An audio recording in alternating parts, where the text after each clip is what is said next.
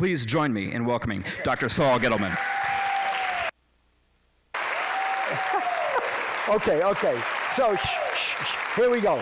First of all, there's a bowl game tonight at 8:30. I don't like football, so I don't care. But I know a lot of you are doing it. Some of you are running bets. I want to make sure you get back to at least see the second half of the game. So I'll get out of here as quickly as I can.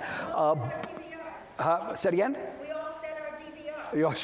Oh, that's right. You can watch it again. But some people like to make sure they know what the score is that's going on. But what I'm going to do tonight, I don't want to, because I'm old and I'm starting to forget things, there's an introduction I want to read. I just want to make sure I touch on everything. Then I'm coming out, and I'm going to take this great chance and do it without notes. I'm leaving my notes behind me, but first, let me get this done. Make sure I get everything said that I want to get said. I believe in adult education and continuing education. I don't believe you learned it all in 32 or 34 courses. College is called commencement. It's the beginning after 4 years. And that's what you people are doing. It is really very rewarding for the faculty when they see that the student body continues growing. It's nice that most of you still look like graduate students, but it's just wonderful to see that there still is the need to keep learning, because we didn't teach you everything. You've got to keep learning as history evolves and keeps changing. I said before, maybe not to this group, but if I could press a button, I'd have everybody major in American history. Then go out and do what you want to. Be a doctor, lawyer, be vocational, anything you want. Prepare yourself, but understand where you came from as a nation, because it's kind of just an interesting sense of it. My email address is up there. Take a look at it, maybe write it down. If you have any questions after we get through with the Q&A, make sure that we keep in touch with one another. I'll try to get as many of you on a list of names and send you whatever emails I want to send you. If you want the PowerPoint after it's done, we can do that. You're only a mouse click away from me, so we want to make sure we stay in touch.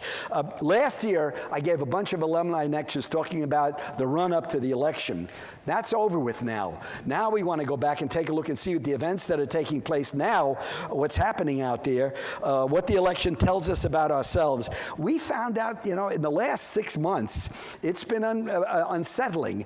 We found out that Washington, Jefferson, Madison, Hamilton, Jackson, Robert E. Lee were all slaveholders, and we want to take their names away from everything. How many names can you take away? You got a university in Virginia named Washington and Lee. All you're going to be left with is the and. Because both of them really were people who, Washington, when he died, he freed his slaves. Lee had problems with slavery, but they were all slaveholders, and slavery was as American as apple pie. It's endemic. People like Benjamin Franklin hated blacks, they hated Germans. The sense of understanding who we are is very much filled up with who we are as a nation because of our memory. We create our own memory. We got to look at some facts that are not nice sometimes. Woodrow Wilson and Teddy Roosevelt believed that marriage between races was what they call racial suicide. Blacks and whites marrying, out of the question. Those were meant presidents. One of them's up on Mount Rushmore. He's not coming down. And so we have to find a narrative that we can live with comfortably as Americans and try to understand our history. It's just something that we need to realize who we are, what we are, and try to understand that sense of context. Our attitudes toward race, color, faith, conquest, manifest destiny, urban violence, faith, and these are what Americans are all about, and our history tells us enough about ourselves so that we have to understand this ideology. And that's what I wanted to talk about, because I truly believe, I don't care who you voted for, and who I voted for is none of your business. I do believe that Donald Trump is as American as apple pie. He's part of our history, because some of our history is part of the things that we don't know much about. So let's take a look. Where was the first immigrant in your family? How many of you are of German extraction? Have any German blood in you at all? Keep your hands up. How many of you have any Irish blood in you at all? How many have any Jewish blood in you? Keep those hands up. We've already got about 60 or 70% of it. German, Irish, Italians. How many Italians we got? Now we're up to about 70%, 80%. At one time or another, every one of you was considered non-white in the United States. You were not considered white people. White people were very, very restricted in how they were defined in the United States right from the 17th century on. A certain kind of Caucasian, a certain side of Anglo-Saxon from a certain part of Europe. The first immigrants of this group, how many of them would not have been permitted to be presidential candidates? Almost all of them. They either were poor white trash, poor white Scotch-Irish Presbyterians who came over as indentured servants, or some of them were slaves, some of them were South Asia. South Asians couldn't become citizens, so that you had these people themselves. Here are the candidates that existed coming into November, and we know the one that came out of November. This is what America was all about. We don't have much memory, and therefore we forget. But what I'm asking you today is to sort of get an idea. Try to find a narrative that you're comfortable with. Try to find a narrative that explains to you who you are and what you are as Americans. Coming to America in 1620, it was be like us or else. Nobody was ever welcomed in this country. And the vast majority of people who came here as desperate outcasts and losers. Very few people came to this country because they were doing terrific somewhere else. They came here because of hardship. And when they got here, the people who had just got here a few days before immediately disliked and hated them. And that is part of our legacy. We always consider ourselves welcoming, Emma Lazarus, the Statue of Liberty, give me your poor. Well, that's not the way history tells us. This was not that kind of country. So getting here was perilous. Here, this is the image we like to have, 1620. The pilgrims seek religious freedom in the New World. By the way, each of these slides could be a 13-week semester. So you could evolve, if you got any of them that you want to get involved in, particularly. When did the pilgrims come over? 1620. What were they leaving behind? What were they fleeing in 1620? Religious persecution. They were Protestants. In 1618, a war broke out. Finally, that was the result of 100 years of earlier conflict. Now, in October of this year, October 31st, 2017, the world will celebrate the 500th anniversary of Martin Luther nailing 95 complaints on his university bulletin board against the Catholic Church. By the way, talk about technology. In the normal course of things, that piece of paper would have blown off in 3 days, would have been gone. Well, before the 3 days were up, one of Luther's students took the thing down and took it to the local ironmonger who had a new machine. He had movable type. And that produced 300 copies. Somebody else took one copy and produced 300 copies. And within 3 months, you had the Protestant Reformation, which probably cost something like 20 million lives. But one technology could produce that, and that's what happened. These people finally, in 1517 when Luther did it, 1618, the Europeans who had been killing each other for 100 years finally decided to have it out. And the Protestant nations said to the Catholic nations, it's one and done. Whoever wins this next war will rule Europe. And a war broke out that lasted for 30 years. It's eponymous. It's named after the length of its time. It's the war you know probably the least about. The 30 Years' War, Protestants and Catholics butchering each other. These people left because they couldn't stand it anymore, even after 2 years. So they came to the United States. They're praying. They look happy. Everything looks great. They're thanking God for their survival, seeking religious freedom and tolerance because they couldn't stand what was happening. Within 30 years, Mary Dyer, English Protestant Quaker, hanged on the Boston Common in 1660. Her statue is still up there now. If you go underneath the State House, you'll see a monument to Mary Dyer. What was her crime? She quaked in the presence of God. She actually went into a church and ripped all her clothes off. That didn't make them happy. But she was a Quaker, right? Now, who was she? She was a Protestant dissident. She was an English woman. She was identical with the people who had come here in 1620, and then in 1630 when the Boston colony was established by John Winthrop. Winthrop came over and said, but these were all the same kind of people. They had no reason to hate each other, and yet they did. And what evolved was a series of what we have now is about 600 Protestant denominations in the United States, because they splinter and break off. There must be a dozen Lutheran denominations all in the United States. And each one found intolerance. Intolerance turned out you could bring it over from Europe, and it was very effective in the United States. So Mary Dyer is hanged. Before they hanged her, they nailed her tongue to the roof of her mouth. I mean, they were brutal, terribly brutal people. There's the statue that's in the State House right now. Protestants versus Protestants, the American 17th century theocracy. And this was, and still is, a nation of faith. We are a Christian country. We're the largest Christian country in the world, the largest number of people who go to church on Sunday, the largest number of people who believe the creation story, the largest number of people who believe in Satan. Nearly 50% of all Americans believe in heaven and hell, and larger numbers of that believe in a supreme being. So we are, and you go to a European church, they're not empty, they're vacant. The Europeans have become totally secular. As much as you hear commentators say America is losing its faith in religion, it'll never lose it. It will always be a nation of faith, and that's because that's who we are. And in the 17th century, church and state were not separated. In the 18th century, church and state were not separated, nor was it separated in the 19th and 20th century. I mean, the McGuffey Reader in the 19th and early 20th century, the kids learned English by saying A is for Adam, B is for Bible, C is for Cain, D is for David, E is for evil, because that's the way America is. We like to think we've had separation because we read some of the nice words of Madison and Jefferson, but the country never really did have a separation of church and state.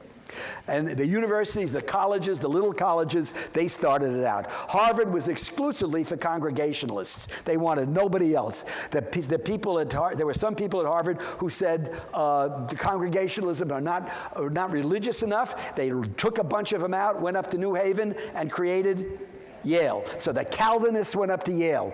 Brown was for the Baptists. The Baptists needed their own school because Baptists were being drowned on the banks of the Charles River.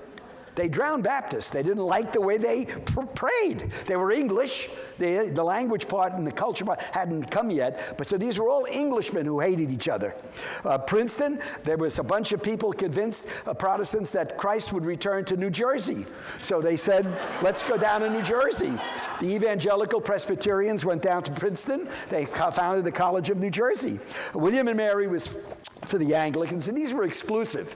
If you were any dime that was different, you were out. They didn't want you. There were a few Catholics who got in, but they were hated, remnants of the 30 Years' War, and there were a few at Georgetown, which was one of the early schools that came there. And then they started hanging witches in Salem. So it was a nation that was not a nation, but a country, a colony consumed by the sense that the devil was around. And also it was from the very, very beginning, God's will was some people are destined to be rich and some people are destined to be poor. That's Calvinism and Protestantism together. And so that sense of there being a 1% has traditionally been part of the American culture. How do people help each other out? They do it, but they don't legislate it.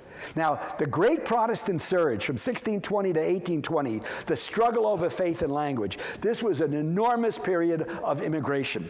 They poured in. There were no restrictions. All you had to do was get here. You got here and you were part of this remarkable country. But from the beginning, besides religious conflict, there was language conflict. The Germans came in, the Dutch came in, the French were pouring in from the north, so we had language conflict. Then they really learned to hate each other. If you read the memoirs of Benjamin Franklin, you'll see how much he despised the Germans. He hated their language. He hated the fact that they were pouring into Philadelphia. There was a part of the town called Germantown. There were people named Rittenhouse. There were Muhlenbergs. There were Gettysburgs. There were Germans everywhere, and he despised them. Above all, he despised the German language. He hated it. And he said, they'll never assimilate. They'll never learn English. They'll have nothing to do with this country. They don't want to be part of us at all. And he was just if he had lived long enough to realize that in 1791, the University of Pennsylvania took a vote to make German the second official language in the curriculum, and it failed by one vote. Benjamin Franklin would have been bananas at the thought of that. And then it got into naming places, part of the kingdom. The Northeast Kingdom, Bernie Sanders' country. The British wanted to call it Green Mountain. The Germans wanted to call it Grünberg. And the English was so furious at the idea that it could be called Grünberg, they joined in with the French and renamed it and gave it a French name, Vermont, Green Mountain. But the Germans kept coming. They represent today the largest ethnic DNA denomination in this country. It's still larger than Spaniards. Eventually, the Spanish DNA Mexican Latino DNA will get to the top. But right now, there's more German DNA spread out among the Americans than there is of any other ethnicity. So the Germans were a major, major force. The 1750s and English jails. How many of you are Scotch-Irish Presbyterians? We have anybody of that ilk? There were a couple of interesting books written in this election because the Scotch-Irish Presbyterians played a major role in the election of Donald Trump. The Scotch-Irish Presbyterians in the 18th century, before this was a country, it was still a colony, their land had failed, they were all indentured servants, many of them, and the British came up with a social policy. You come up with some real bad policies. Prohibition was a bad policy. The Brits decided anybody who was in debt would go into jail, and not only go alone, but go with their families. It was called debtors' prisons, and they put them all in jail, and by 1750, 1760, the British jails were burgeoning. They couldn't do anything, and the Brits decided, we got to get rid of them. They put them on boats and shipped them off to their colony. Where? Here. They came to America. Now, the people settled along the coast wanted no part of these people. They were poor, they were dirty, they had children all over the place. They just wanted them out of their community. So when they landed here, after about 10 or 15% died on shipboard, they landed here, got here, and they were not even welcomed overnight. They were shipped out through the Rockies, through the mountain gaps in Pennsylvania, the North and the South, and told, go settle in the mountains. Now, who were these people? They were followers of William of Orange. Britain had just gotten its first modern Protestant king. So they were called Billy's boys. The Catholics still hated them in England and mocked them. They were so poor and wretched. They were called Billy's boys. Sent down into Appalachia, and they became known as hillbillies. So the last vestige of Scotch-Irish Presbyterian dialect that lots of linguists go and listen to is spoken in the mountains. Those people who came in, got isolated, cut off. They were poor, they were wretched, they were Protestant, they were lowland Irish, which was a very special breed of people. And they are the hillbillies. And the hillbillies voted, or at least the poor white people of Appalachia voted something like 87% for Donald Trump. So that was a real powerful force of people who considered themselves forgotten. They were the forgotten people who came, and that was their answer. 1790, we were a country. We're now a nation. We're now the United States of America. A Connecticut congressman got up on the floor and said, we're all filled up. And it was our first restrictive immigration law. 1790, he said, you have to stay in this country 14 years to be a citizen, and you got to learn English fast, as much as you can. And then there was a codicil at the end that said, no Asiatic can ever be a citizen of the United States. So color was always there. It was already black, you already had red, now you had yellow. So the idea that this country was built factually for white Protestant male property owners. Women, forget it. So it was white male property owners. If you were white male and didn't own property, you were a slave. You could be indentured. And there were many white indentured slaves who came up to this country. So this was the way the law was written, and it was passed, unanimously passed. Supreme Court overturned it later, but it was the law of the land, and it did, in some form or other, stayed the law of the land. It was this barbarous German tongue is everywhere. They wanted it gone. Franklin would fulminate against them before he died, holding up German newspapers from Philadelphia. Philadelphia Anzeiger, Philadelphia Staatszeitung. The Germans were reading newspapers. They were reading English. They said they'll never, ever assimilate. But then we're not filled up. It turns out we thought we were filled up, but we're not. Why? If Jefferson did anything great, he did a lot that was great, but the greatest thing he probably did was the Louisiana Purchase. All of a sudden, we increased by 2.5 times. The place is now huge. The United States is huge. The only trouble is we're running out of Protestants in Europe. There are no more Protestants that come over in significant numbers to come over to this country, and Europe runs out, and they would decide we got to have more Europeans, but the ones that came over were hated, and it was the memory of hatred. This is a cover of a very good book on the 30 Years' War by C.V. Wedgwood. This is what happened. The priests came up, they'd find it. Protestant armies would invade Catholic towns, cut off all the arms and legs of the Catholic men, float them down the river. Catholic armies would invade Protestant towns in Europe, cut off all the arms and legs, float them down the river, and they butchered each other for 30 years. This was a typical scene, a priest blessing a tree with a couple of guys hanging, except it wasn't a couple of guys. They were hanging trees all over the towns. When the Catholics came in, or the Protestants, it didn't make any difference. They were all barbarians, and it was a sort of a modern war. They had guns now. It was almost the first war of mass death, where they could kill lots. Europe lost about 70% of its population, besides the plague that came, and most of them were fought in Germany. Germany, Poland, that whole area. They were killing each other extraordinary. And Protestants and Catholics in memory. So when these Catholics came over, the Irish Catholics came over to this country. These were Catholics from Ireland, not Protestants. The land had failed. They were starving to death. There was no hope for them. They put them on what they called coffin ships, because about 40% of them on some ships died. They threw them overboard, and just get them out of England and get whoever survived, get them over here, because we need people to clean the toilets, to clean the streets, and do the worst kind of thing, because some jobs you don't want these people having. You can still go into a little antique store and find the thing that says Irish need not apply. Does this thing work, I wonder? No, I'm not sure how to do it. Irish need not apply. So they were called in the American newspapers maggots, vermins. When you go home, Google 19th century anti-Irish cartoons in American 19th century newspapers, and you'll see what they were dehumanized at. I mean, the dehumanization of the Irish Catholics was unbelievable. They were considered the lowest of the low. That lasted right through the Civil War. They went from boat to battlefield, because an American mother would be sitting there at a New York City pier, and an Irish mother would come off the boat looking for a husband. She would have 10 children with her. 3 of them, the youngest 3 would be ages 8, 9, and 10. And the American mother would say, I would like to buy the services of your 3 youngest children. Here is $300 in silver. My God, the mother never saw such money. And she'd give up her 3 youngest children. What did they do? What was going on? What was going on? This American mother, needed 3 warm male bodies. Because in the Civil War, there was legislation passed that said, you can get a substitute for your son. And that's what they did. They took the Irish kids, and what are you going to do with a 10 or 11-year-old kid? What's he going to do? Play the fife, play the drum, send them into battle. Well, they were dead before anybody even knew they were in the country.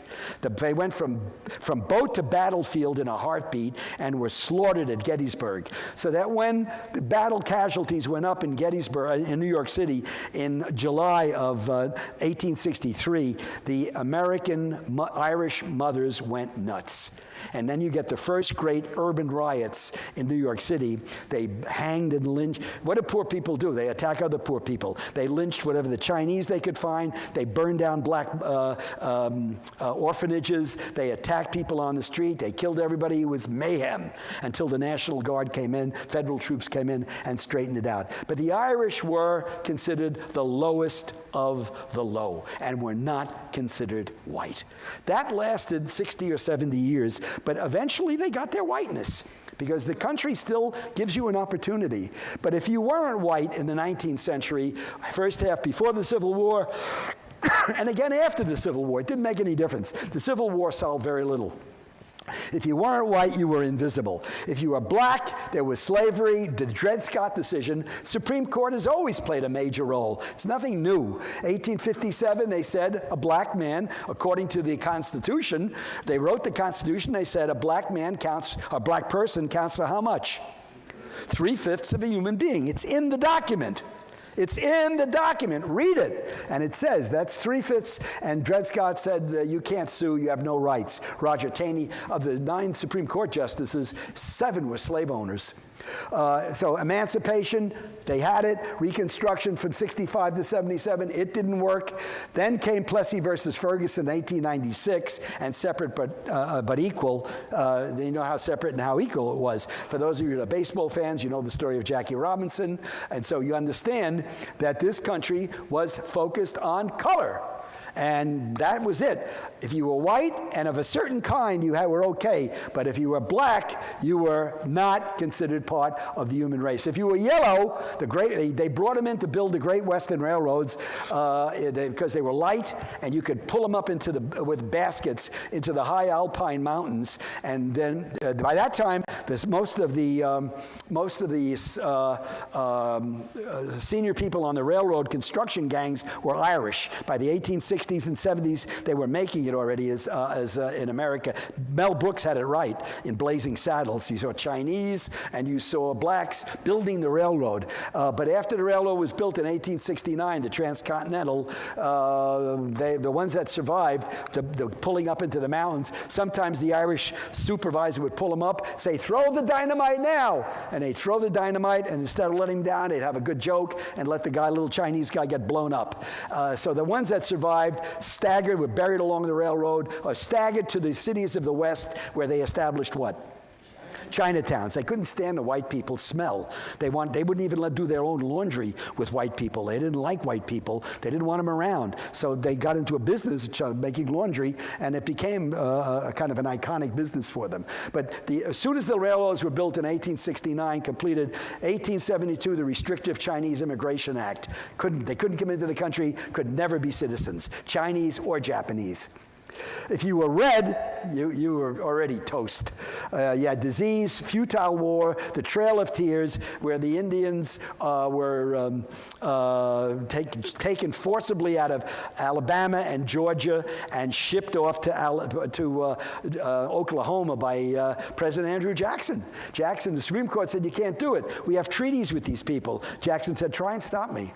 And he did it. He sent the Indians off, and they were, they died by the thousands on the trail, and they got out there and they discovered Oklahoma. And then the red man in America has got maybe the worst deal of all, because all the land that we got, we wound up taking mostly from them. So treaties, reservations, that was there too. If you were brown, that happened later. The brown people came in great numbers mostly after 1847 and became Americans. That was a war that there is no monument to it in Washington.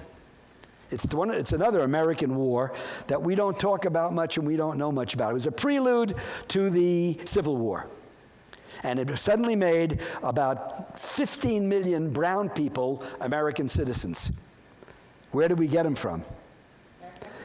Yeah, but we took a third of Mexico. In which form? California and Texas. We grabbed it, took it, and said, you're now American citizens. Then somebody said, whoops, they're all brown. And they didn't like that, so they had citizenship, but they had no rights and no voting ability either. So if you were brown, you were reluctant Americans yourself in Texas and California. The Mexican War of 1846, manifest destiny. Have I done something? Let's see. Oh, yeah. What was the meaning of manifest destiny? From Lewis and Clark to the Spanish-American War, from sea to shining sea. We sing the song, America the Beautiful. It's all there. This is how it happened. The making of America. The 13 original colonies, the Treaty of Paris, the Louisiana Purchase, the Red River Basin, Oregon Territory, Mexican secession, Gadsden Purchase, Texas annexation, all Indian territory. They just got pushed out and pushed aside, and that's simply the way it was. This is how America was built.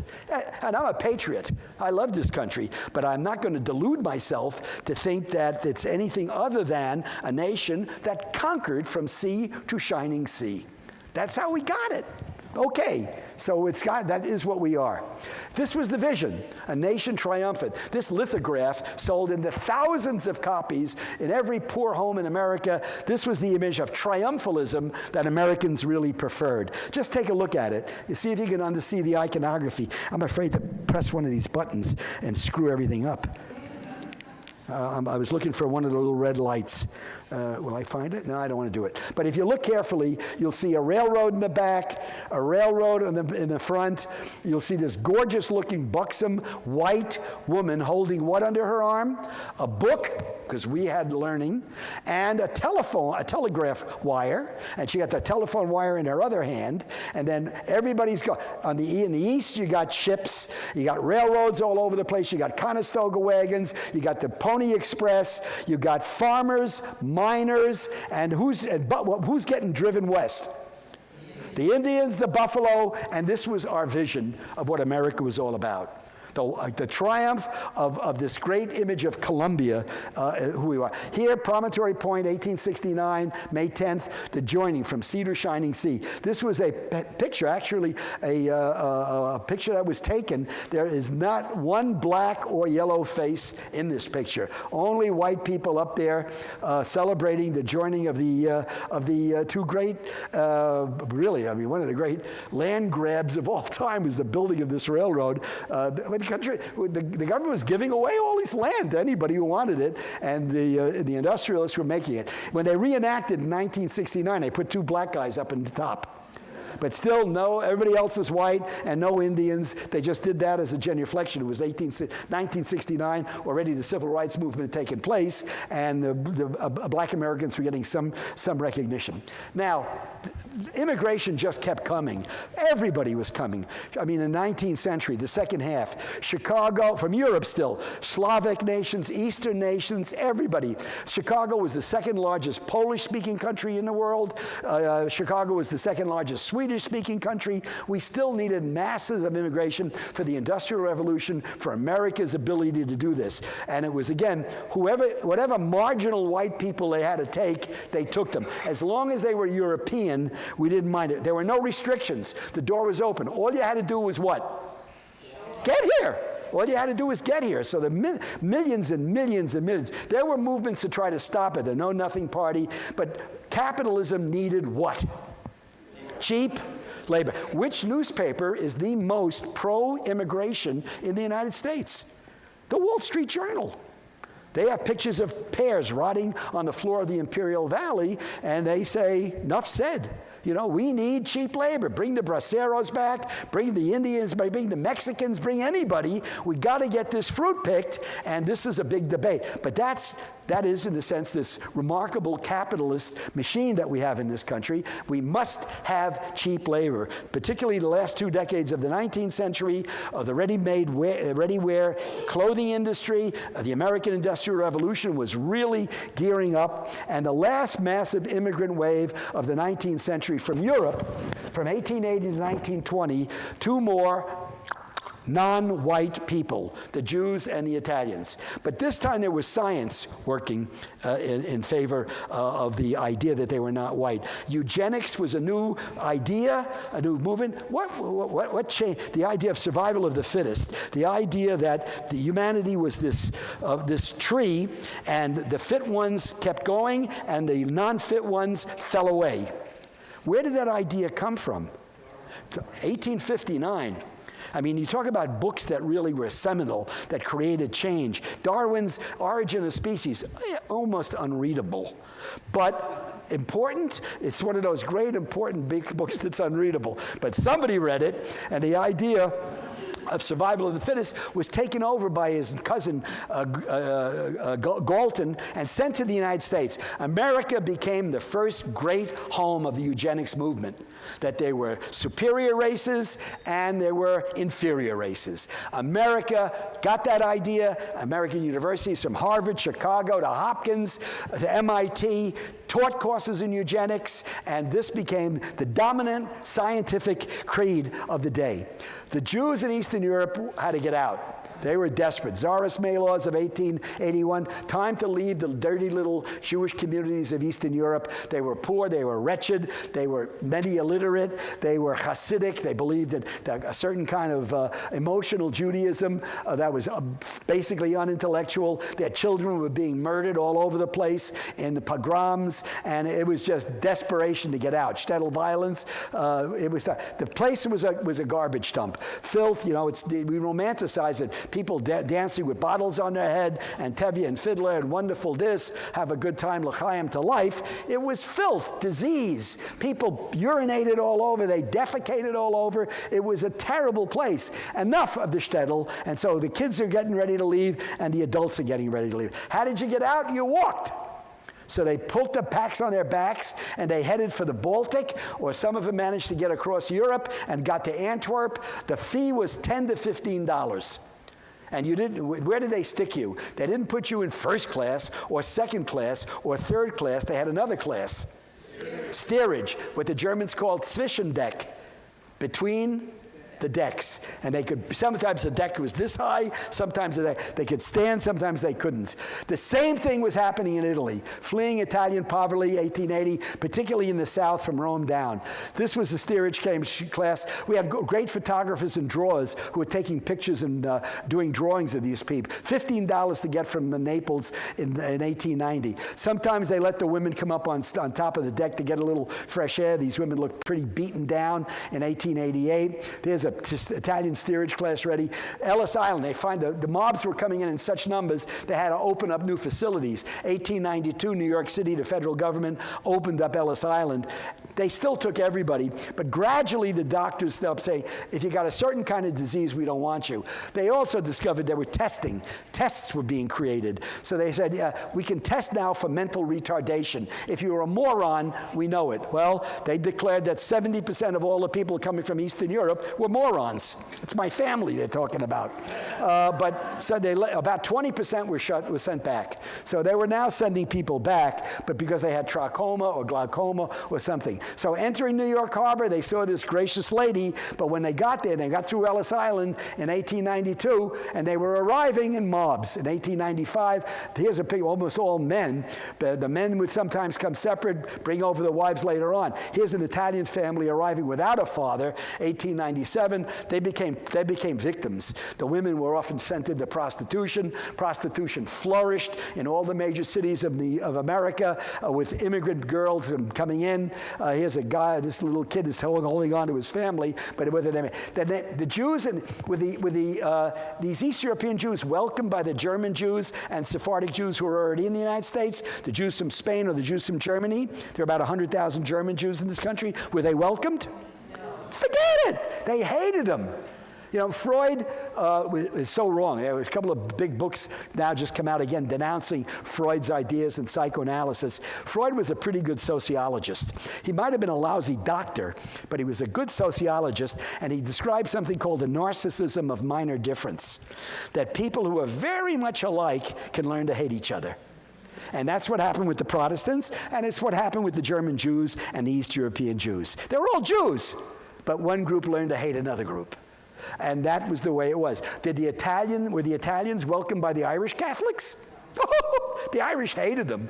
They wanted nothing to do. You could bring home a Jew, but never bring home an Italian. That simply out of the question. So Amy's Irish Rose and a whole bunch of movies and plays about this theme. But they were thrown together. The Jews and the Italians were thrown together. They had to survive, and they survived with each other. Little Israel, Little Italy, and the Lower East Side of New York. The ghetto, the north end of Boston was Italian and Jewish, all mixed up at one time. And here again in the Lower East Side of New York, with horses blowing up on the floor, on the streets of New York, filth, death, destruction, horror. There's a tenement museum there now that looks beautiful. This is not the way it was. This was pretty dreadful stuff. Abandoned Jewish children, 1893. Jacob Riis was a great photographer, another one named Louis Hine. So this is all documented with remarkable photographs of these two photographers. Neither of them is a Jew. Riis was a Dane and Hine was a German. And they took these pictures. Abandoned Jewish children, orphanages, bordellos, and lost children. There were more Jewish bordellos in New York City than any other nation. Friday night, Allen Street was closed down, and Saturday night it opened up again. They were closed for the Shabbos, but they went on. It was a huge number of Jewish prostitutes, Italian prostitutes all over the place, and children. There were more Jewish orphanages than any other denomination or ethnicity. University. So abandoned children everywhere. It's something that you don't hear much about, but the documentation is incontrovertible. Italian husbands without wives, 5-cent lodging. Again, the Jacob Riis portrait, the foul core of New York slums. It was a miserable, wretched life. Tenement life, these places were filthy. There were no toilets. There was nothing for them. The newspapers, this was the general tone. Here from the New York Tribune in 1898, reporting on the Lower East Side. Not too much language, but let's read this little quotation from a journalist. Quote, "The neighborhood where these people live is absolutely impassable. They claim to have been driven out of Poland and Russia. The neighborhood is the eyesore of New York City, perhaps the filthiest place on the Western continent. A Christian could not live there because he will be driven out by the stench and dirt. Cleanliness is an unknown quantity to these people. They cannot be lifted up to a higher plane because they do not want to be. They cannot be lifted up. They are congenitally unable to be lifted up. They are genetically or eugenically unable to be lifted up." So they were dismissed. These people are hopeless. Then they had nothing. They give nothing to the United States. For the Italians, even earlier, 1875, they are extremely ignorant, have been reared in the belief that brigandage is a manly occupation, that assassination is the natural sequence of the most trivial quarrel. They are miserably poor. It is not strange that they resort to theft and robbery. It is perhaps hopeless to think of civilizing them. They cannot be assimilated. They cannot be educated. They are beyond hope. The Jews and the Italians were beyond hope. Forget people of other colors. They didn't even exist. And that was America.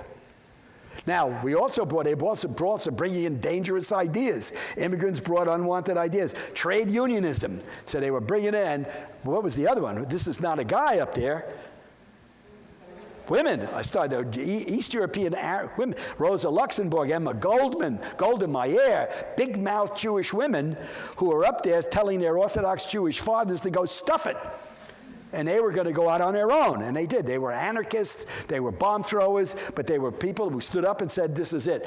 When did the women's vote come finally? 1920 probably is a direct result of all these immigrant women opening up their big yaps. So they got out there and they joined in with the indigenous American women's movement, and they got it, and they finally got the legislation passed. Organizing against child labor. This was bad. They didn't like this kind of stuff. That's in Yiddish and in English. Young girls, triangle shirtwaist fire. The young girls were predatored upon. They were exploited in the most horrible way in this period. And violence. I mean, we talk about terrorism. Terrorism is as American as apple pie. Here is the 1910 Los Angeles Times building blown up by 2 Irish terrorists. They both finally caught them, but people were being killed because they were blowing up. These were trade unionists. They were blowing up buildings with newspapers that they didn't like their policy. The New York Stock Exchange was blown up by Italian terrorists in 1920. 30 people got killed. So bombs and anarchy and terrorism and fright and fear are also part of the American psyche. The pushback was inevitable. Here is the formation of the Immigration Restriction League, founded in 1894 at Harvard, the triumph of academic eugenics and the vocabulary of testing, proving that these people are inferior. The vice president was President Abbott Lowell of Harvard. So, I mean, it was all through the faculty. It was time to stop these people coming in. If it was going to be a meritocracy, they were going to make it. They were going to get in. They fought like heck. They studied. They worked their tails off, and they got accepted. At the time when some faculty was saying, Harvard kids can't even read or write. So the idea that American higher education was all this great thing, no, not yet. It took a while. But the Immigration Restriction League simply said, we have too many Jews and too many Italians and too many people who smell. So they formed this thing, and if you read it carefully, you can find it online. It says, our job is to close the doors, and that's what they want to do. And the academic community joined in. They said they'll never assimilate. They'll never stop reading their Yiddish newspapers. In New York City, there were 12 Yiddish newspapers in 1900. In 50 years, they were all gone. But at that time, they said they'll never go. They'll never disappear. You've got to have the Jews will never learn to read English. The Italians will never learn to read English. Just like they said the Germans will never, the Irish will never. But now, by the way, the reporter on that New York Tribune story was a second-generation Irish kid who had no idea that this language he used was the same language that we used to describe his grandparents. The newspapers were flourishing. Here's an English translation, but the original Yiddish, it was in Yiddish, the Yiddish press. Here's a letter that was written: "Dear editor, I have 4 little children. My husband has abandoned me. I speak no English. I'm all alone in this country. Please help me." What did the foreign language press create? The letter to the editor. They started with the Italian and the Jewish press. People had nobody to write to. So they wrote to the editor and said, "Help! What am I going to do?" And the editor would write back. So Abe Kahn and whoever else was the editing of the Italian newspapers. They sold more Yiddish and Italian newspapers than they sold English newspapers in New York City in 1905. And this terrified the nativists. How did the Jews feel about this? Well, here's a hit tune already after the turn of the century. And already the Yiddish language is starting to go. What are the signs that Yiddish was going? There's the Yiddish underneath. Leben soll Amerika. But what has to get printed here? The same song has to be printed in English on top, and then you got statues of, you got the Statue of Liberty. These people consider themselves patriots. We love this country. Give us a break, for God's sakes. And in the meantime, slowly they're assimilating. Other ways, how do you get up? How do you move out of this ghetto that you're in? Well, boxing, prize fighting, sports was another way. Benny Leonard, who was born 1896 in the United States, his parents both European immigrants, they were all little guys. So they fought featherweight, lightweight, welterweight. They were small, fast, and they had to change their names because their mothers would have killed them if they found out that they were boxers. So Benjamin Liner became Benny Leonard. Bear Dov Rozovsky became Barney Ross. And he also, they were between 1900 and 1932, there were 27 Jewish prize-fighting champions of the world. There were about a dozen Italians also, but the Jews dominated the prize-fighting line business. Tony Canzoneri, one of the Italians, he won 3 titles. Jews also excelled in basketball in the 1920s. They were little, they were fast, they dribbled between the legs, but the other guys, their opponents, were often much taller, so they had to invent a new shot. How do you get over the guy who's guarding you if he's 6'1" and you're 5'4"? You had to have a jump shot. So they learned how to do a jump shot. Hank Lucetti at Stanford and a whole bunch of little Jewish kids, Abe Gottlieb, Lou Saperstein, and they learned it, and they became the dominant amateur and semi-pro teams in the United States with Jews. This is just the Philadelphia Spas. A whole bunch of guys named Goldberg, Goldfein, just very good basketball players. Inevitably, it got to baseball. Greenberg, born 1911, of immigrants, Romanian immigrants. He had a baseball career from 32 to 47. A strong, powerful, 6'5" 225-pound baseball player with a short temper and a short fuse. Anybody called him, and they used to ride each other terribly before Job Robinson came up, and they started calling him a black bastard. They called him a Jew bastard. And then he heard it. Greenberg heard everything, but he didn't let it affect his playing. After the game was over, he'd take a 36-inch bat, go into the opposing clubhouse and said, "Who called me a Jew bastard?" And he was mad and ready to kill somebody. These guys headed for the corner because they didn't want to take on this monster of a Jew who was ready to break their heads off. Italians, Joe DiMaggio making the cover of Time magazine, all of them were stereotyped. Life magazine wrote a story about DiMaggio, said he smelled of garlic, his hair was greasy, he ate spaghetti. They were all stereotyped. That's simply the way the American press was. The other way to get ahead was crime. So, Bugsy Siegel from Little Italy, born in 1906. These are mug shots, by the way. Meyer Lansky, he was born in Europe in 1902, came over as a little boy, and he and Siegel and their buddy, their close friend, little Charles Lucky Luciano, they dated each other's sisters, they intermarried. The Jews and the Italians got together, and who did they push out of crime? The Irish. The Irish, O'Banion gang, Bugsy Moran, all of those guys got boom, boom, boom as the Jews took over. Luciano was the brains of organized crime in New York City and the country. He knew that they needed somebody who was violent, and the Jews were the most violent. So he gave to Bugsy Siegel and his other group, they created a group called Murder Incorporated. When somebody got out of line, you were generally gunned down by a Jew. Some of them were Orthodox Jews. They wouldn't kill you on Friday night either. But Saturday night, you were chopped liver and you were finished. Red Levine was a St. Louis gunzel who they got hired for killing people in. And so Murder Incorporated was overwhelmingly Jewish with a couple of Italians in it. But the real watershed that came in the 1920s came with these two guys, Sacco and Vanzetti, the closing of the doors. The 1920 national origins, restrictive immigration, illegal immigration. They were arrested in 1920. They were executed in 1927. In that period, all the restrictive immigration acts, all the laws were written. And they were laws that testified who should be coming into the United States and who should not be. This was restrictive immigration. Here, just who deserves to be an American.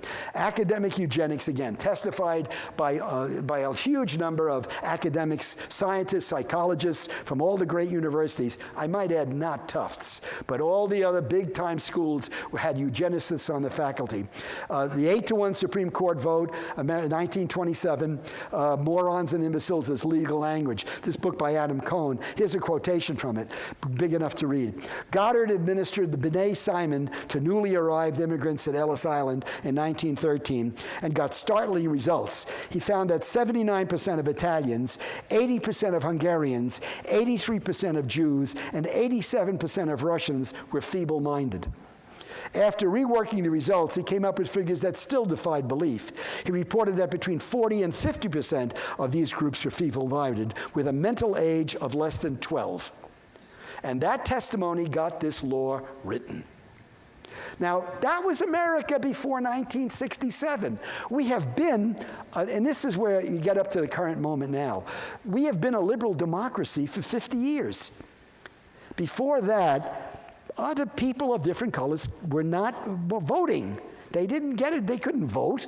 So, I mean, before 1967, when 67 started, there were when 1900 started, there were 41 states with anti-miscegenation laws. Blacks and whites couldn't marry. Whites and yellow couldn't marry. White and Indian? Forget it. You were a half-breed. You were this, you were that. You couldn't do it.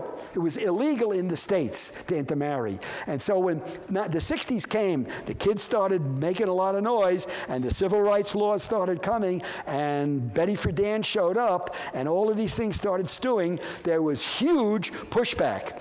And this is what you generally saw. Race mixing is communism. Stop the race mixing. March for the march of the Antichrist. The Antichrist was anybody who believed in racial mixing. Race mixing is communism. American flags. This is 50 years ago. That was just when the law was written, when the civil rights law in America came. Before that, we were not a democracy. We were a great country. But when you had that number of people who were not participating, this was a white man's country officially. Jackie Robinson only came up in 47 because Branch Rickey had the nerve to defy the other 15 owners. Anti-miscegenation laws still existed in 67 in 14 states. The 41 originally. In 1967, finally, the Supreme Court said anti-miscegenation laws are illegal, are unconstitutional. Some of you might have seen the movie Loving already, but it was Virginia versus this couple, this white man and this black woman who were arrested because they got married. So that you could do that in Virginia 50 years ago. And that's what it was. So we are going through this now only recently. Some of us were already young adults at the time, whether we paid attention or knew what was going on, hard to say. But this is what the country is about, and it's what we have to accept. Who gets to vote? Voter registration by vote. Look at 1965 when there was lynching still going on everywhere. It was not simply was happening. 300 lynchings, whatever was going on. Emmett Till, in 64, you had Schwerner, Goodman, and Cheney. In 65, in Alabama, Georgia, Louisiana, the percentage of whites who voted, the percentage of blacks who voted, the gap. Then in 2004, after 20 years of legislation almost, or actually more, almost 40 years of legislation, the white vote, the black vote, and the gap. And so here we are today, and you're in the middle of this. I'm only trying to get you to understand what 50 years was like and how we managed to try to deal with it. Now, assimilation. The idea these people will never assimilate. What happened when the doors were closed in 1927? That was the end. The door shut. And you had in this country, I don't know, 2, 3, 4 million Jews and Italians. You had these people. It was still a democracy. You couldn't lock them up in a part of Brooklyn or the Lower East Side. So what did they do in New York City? What could you do? A way out of the American ghetto. The Brooklyn Bridge is built in 1883. What did you do? You walk from the Lower East Side of New York across the bridge to Brooklyn. And then you find somebody who's going to rent you a room. And then the Manhattan Bridge in 1905, Brooklyn and beyond, the doors were still open in 1905, but the bridges were there. The Queensboro Bridge, 1909. Queens then and now, look at Queens. Donald Trump was born in Queens. Now it's the most remarkably diverse borough, city in the country.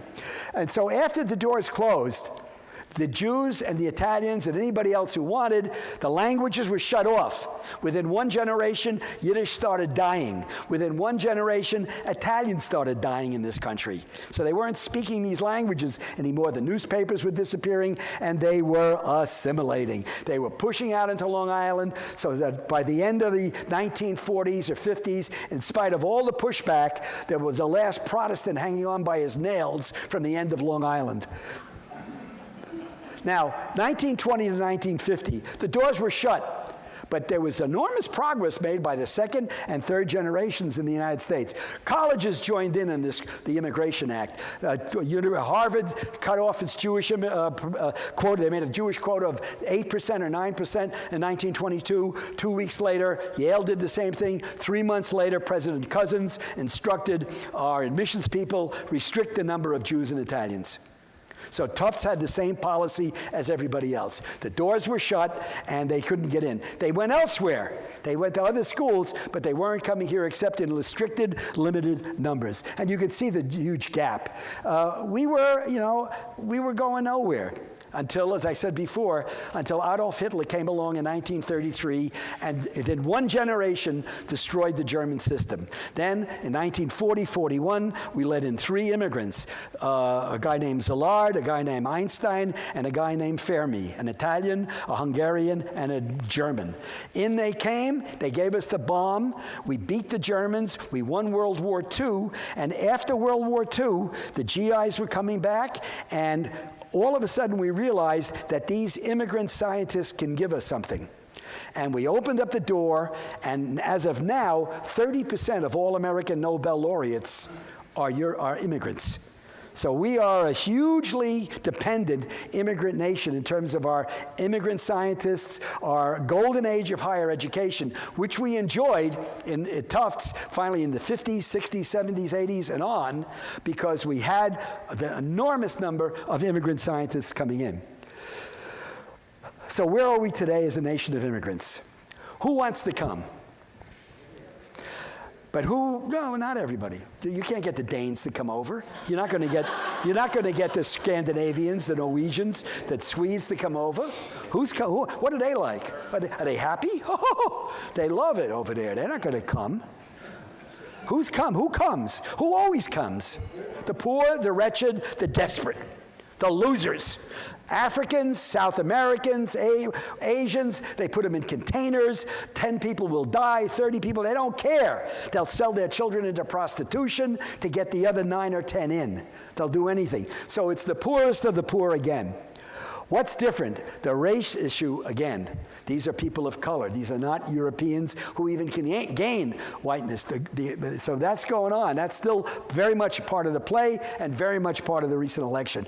Ironically, the most popular second-generation Latino name for children in this country are Kevin and Ashley. Because ultimately, what do these people want? They want to be Americans. We can't stop it. Whatever our system is, and you can teach English only, foreign language, bilingual, it doesn't make any difference. Within 2 generations, the language is gone. And it becomes American. They can't help it. We don't even know how we do it. We are a remarkable nation because we have no policies that work. They just get in and they do it. Now, the other thing, now marriages in America, 16% of all marriages are interracial. In another generation, that's going to go up to 20, 30%. So the country, no matter how much we fight it, no matter how much we do whatever we do, people will intermarry. We can't stop it, and it's going to happen. They'll have anti-miscegenation laws, but they can't have laws. No more laws. And they'll never go that far. They'll never go back. We take 3 steps forward and maybe 1 step back. So now they're trying, there are all sorts of things going on, voter restrictions, but they'll never go back to anti-miscegenation. They'll never go back to say that Chinese and white or Caucasian can't intermarry. The New York Times marriage section would go out of business. The biggest business, however, in the world is human trafficking. It is not drugs, it is not illegal arms, it's the trade in human beings.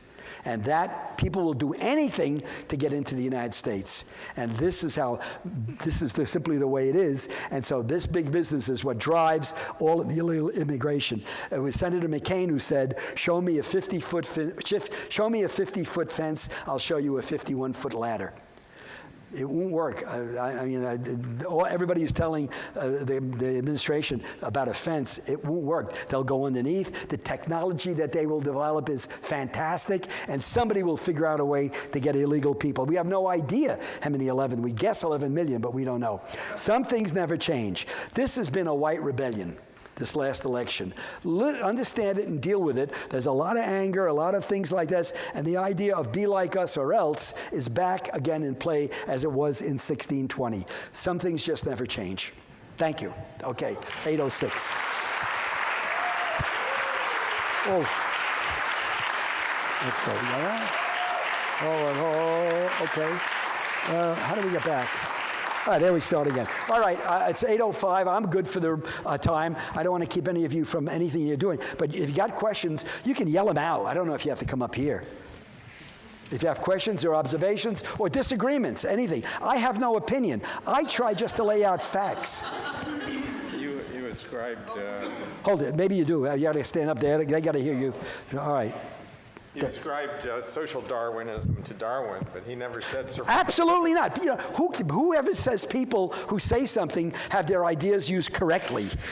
Darwin was a scientist, a good one, but by the time you get through with Huxley and the rest of them, social Darwinism, survival of the fittest, became very, very much the conversation of the day. It wasn't Darwin's fault. It happened. It happened, and then there's the letters on record from Adolf Hitler to American scientists congratulating them. You got the right idea. We have learned something from you. The book just got written in 2017 by a Princeton historian on the relationship between the German eugenics and American eugenics. Yeah. Could you elaborate on why you say this is a white rebellion versus a problem of never getting to deal with race? Well, that's true too. We never deal with race. And yet we have succeeded better than almost any other nation in the world. That's the astonishing thing. But we still don't know how to deal with it. We don't know how to deal with any of this, and yet it goes on. Look, just like our social legislation, it goes on. But in this election, I guess. This was a perfect storm, because we are also a Christian nation. We're also a nation that has really certain misogynistic attitudes too about women. So it was just a perfect storm. I remember telling people over a year ago, I said there's a pathway for him to win, for Donald Trump to win. And I was not detached. I was not telling anybody what they should do or how they should vote. But I could see that there were various pieces of the electorate that didn't like what was happening. Over-regulation. I mean, Wall Street today, they don't like Mr. Trump, but they say right policies.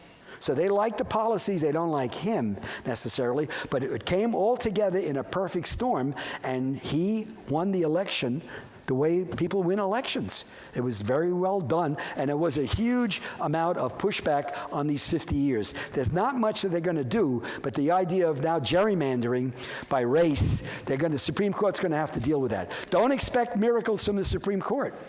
We never got miracles from the Supreme Court. Okay, yeah. And let's go in order. We'll go back there. Yeah. Professor, thank you for being you. You teased the lecture tonight with a notion of a narrative, that we should create narratives. What narrative have you created that you think the country can cohere around? I don't think we are a coherent country. I don't think we'll ever be a coherent country. We're not homogeneous. We are not racially. We are, I mean, there's no country in the world that's got the racial mixture that we've got in this country. So we've got to have conflict. Conflict is also American as apple pie, just like violence is. It's part of us. So we do these things like football. But we will try to figure out a way to manage. You know, we had a civil war in this country. We had senators beating each other over the head with sticks on the with heavy stuff on the floor of the Congress. We do dreadful things in this country. We also have a remarkable capacity to get something done. So we'll see. But we did build a nation by taking it from others. So, I mean, that's basically the narrative. You know, it's like when the students, some of the students involved in the boycott Israel movement come to me and say, one came to me and said, we'd like you to join the boycott Israel movement. I said, I'll join when the United States gives Alabama and Georgia back to the Cherokee Indians. I said, Israel is doing what we did. You took it. You got bombs, you got planes, you got military arms, you do it. And that's what nations are. We are nations that take, just like in Rwanda, when the Tutsi and the Hutu. You know, Freud's basic argument that people, we are either a naked ape or, you know, what are we as, or God's creation, one or the other. Whichever way it is, we'll find out if we're going to destroy the world or not. But so, you know, the narrative is just keep the basic facts in mind about what we are as a nation and how we built this nation. Yes? So, Saul, given the narrative that you see in the past, what's the next chapter? What's the next 5 years? I'm 83 years old, right? I had one fantastic run. I lived through the golden age of American higher education. I think we're going to continue. It may be the silver age, but I don't see any other nation. Is it going to be the China, age of China, the age of this, the age of that? I don't know. But this country is such an anarchy. You know, the faculty is an anarchy. It's a sandbox with people throwing sand in their eyes, and it's the envy of the world. So I don't know where America goes from here. Do all empires create? We are an empire. You know, we got to the frontier. When the frontier ended, we didn't stop. We went to Hawaii, then the Philippines, and we kept taking. We don't call ourselves imperial, but we're imperial. And we overthrow governments. We do what we want, because that's us. The Wild West.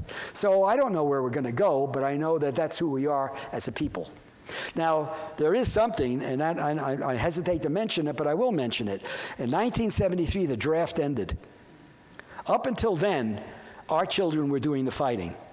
And we were doing the World War II and all of that. After that, the Vietnam War was a war that was ended by people getting involved, and it caused a lot of friction in the United States, but it ended because people got it. And then they immediately ended the draft and made it an all-volunteer army. And now, very few of our children are getting killed. So I wonder what would happen if we reinstituted the draft and see what would happen. Is it off to Canada again? Or, again, rebellion in the streets and end this thing? Because otherwise, we're in Afghanistan now for, 13, 14 years, and nobody has ever won a war in Afghanistan. The Russians didn't, the French didn't, the British didn't, and we not. So how it's going to end, I don't know. But the all-volunteer army is our way of saying, you're wonderful human beings, and you fight the war. And the vast majority of people don't know people who fought or are fighting in the war. That's a narrative for the next generation. Yes? How do you feel about the resolution of the Dreamers in DACA? You know, that's all part of this whole thing. That's just people saying we want them, we don't want them. These kids came out, the Braceros movement, the number of, we've deported citizens. We locked up Japanese Americans in detention camps. They were born in this country. You know, there is no right and wrong. It's only how Americans respond to all of this stuff. I think it's probably a big loss that we're going to lose a lot of these talent, and that's what we want, is their talent. But my parents were illiterate. They couldn't read or write. They never would have gotten in now. And that was my brother and me. He became a lawyer, I became a teacher. But we had nothing going for us as a family. These kids seem to have something going for them. Wait a minute, something back there? And then, yeah, okay. So there's a belief that wealthy people keep the local classes fighting against each other as a way to keep them from inequality. So Never anything else but. It's always existed that way. We sent the poor people out west in the 18th century to fight against the Indians. There was always, John Winthrop said, God wanted some people to be rich and some to be poor. And that's never changed. America, and when Max Weber, a great German sociologist, wrote a book called Protestantism, Capitalism and the Protestant Ethic. 1890, he wrote that book. Capitalism and the Protestant Ethic, they're hand in glove. Calvin believed that some people were destined to have money and others were not. Tough noogies. That is rapacious capitalism, and that's who we are. We are a capitalist nation that triumphs in it. And we may be the best example of it in the world. We got some screwed up health policies and other things, but that's because it's, in a way, it's social Darwinism in our country. It's survival of the fittest. It's never been anything else. Somebody asked me what book I read. I read a good book again for the 5th time this summer, Betty Smith's Tree Grows in Brooklyn. Go read A Tree Grows in Brooklyn, what the poor Irish in Brooklyn were living like at the turn of the century. Starving, pennies, nickels, everybody, alcoholics everywhere, or Studs Lonigan. This is a country, and they had no way of getting anything, nothing. And it's never been anything else in this country. It was that way in the 19th century. If people go back and look for a golden age when there was equal division of money, maybe for 10 minutes in the 1950s and 60s, there was a slightly more distribution of money in this country. But otherwise, it's if you get it, keep it. Yeah. Is there some way in which what I call the religion of climate change fits into your narrative? It's all part of it. As I said, we're a Christian country. So, and we're an evangelical country. About 40 or 50 million Americans believe that it's possible that Christ will return tomorrow. Well, if Christ returns tomorrow, who gives a damn about climate change? Right? It's God's kingdom, God's will, and it'll be God's earth, and he'll do whatever he wants. So climate change only is now getting into the dialogue of the evangelical movement, and some of them are getting that way. But otherwise, it's the same thing with Orthodox Jews, the Hasidic Jews, who believe that the Messiah could come tomorrow.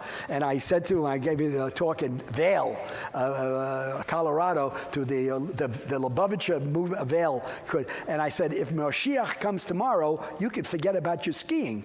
There's no skiing tomorrow if God comes, right? It's not business as usual. It's God's kingdom. And 40, 50, 60 million Americans believe that. So that's a tough dialogue to get thinking about things that are going to happen in 200 years. They wanted it to happen in the year 2000. They thought that 2000 was going to be it because we are millennialists also. What do I mean by millennialists? We believe that there's a magic in what number? 1,000. So the year 1000, they dug up Charlemagne's body, bones, put him on his chair, and said, Christ is coming any minute. Didn't happen. The year 2000, there must have been 50 people saying any minute now. And it didn't happen. So they'll now keep trying and look for ways to prove that God will come, that the Messiah will show up with a hidden Iman for Islam, because it's the 3 religions of Abraham that are ones that believe in the apocalyptic vision. That's another lecture. The apocalyptic that's Judaism, Christianity, and Islam. They're the 3. Yes? So in the story you tell tonight, there's always this underlying thing of hatred between people that are Conflict with people that are very slightly different. Yeah. Do you feel like over time as a society we've gotten better in the ways? It all depends what your vision of humanity is. If we're a naked ape, we and the chimpanzees are the only species that kill its own kind. No other species does that. So I don't know what we are. I live in a senior community with a man named E.O. Wilson, who writes books about human nature. And he says, we were sociologically nice for a while, and now we're getting off. It's the time of the termites, the ants, the bees, and the wasps. He says, we're going to blow ourselves off the face of the earth with our violence, and the invertebrates will take over. So that's E.O. Wilson.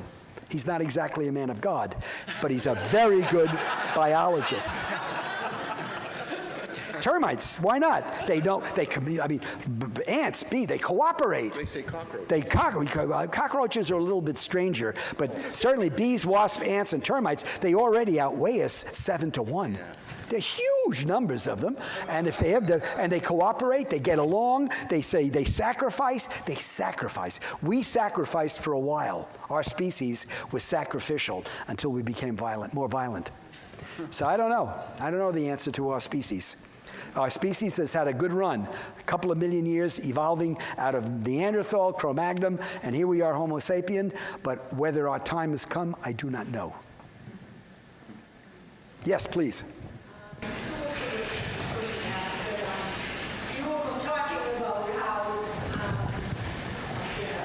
And yell. I was thinking a lot of points. Anyway, talking about how groups of people, there's just one little difference between. Oh, yeah, the narcissism of minor difference. Right, yes. There's probably no answer to this, but why is that? Why do people Read Freud's, the best book of Eros and Civilization. Freud's Eros and Civilization. Oh, no, what's the one? Das Unbehagen der Kultur. Civilization and its Discontents. Freud wrote a little sociological book, 1930, called Civilization and its Discontents. He talks all about this. What is this? What makes a Serbian, a Croatian, and a Bosnian hate each other? Their DNA is identical. They speak Serbo-Croatian. One writes it with the Cyrillic. The two others write it with the Roman. One is Roman Catholic. One is Serbian Orthodox. And the third is mostly Muslim. And they hate each other. But two will get together to kill the third. That happened in the most recent Yugoslavian war. There's a thing called Yugoslavia. I mean, Tito was the first Yugoslavian. He might have been the last Yugoslavian. Yes. Then we got to go. We got ball games to get to. Shh. From what I just heard, it sounds like religion is the problem. It's part of it. It's part of it. I mean, when did Homo sapien, religion is a problem? It all depends. I'm not going to intrude my religious beliefs on others, but there's no question that when Homo sapien the brain got big enough and they realized their own mortality, something had to happen.